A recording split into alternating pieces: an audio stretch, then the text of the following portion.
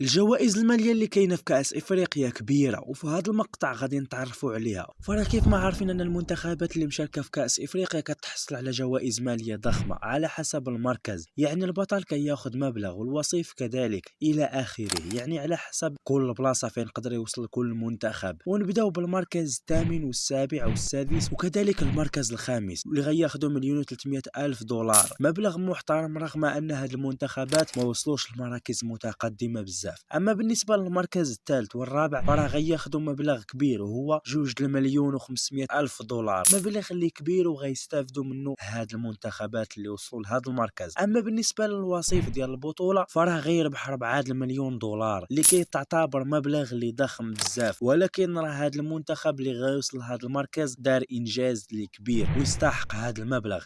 اما بالنسبه للبطل واللي كنتمناو يكون هو المغرب غيتحصل على 7 المليون دولار، مبلغ اللي ضخم.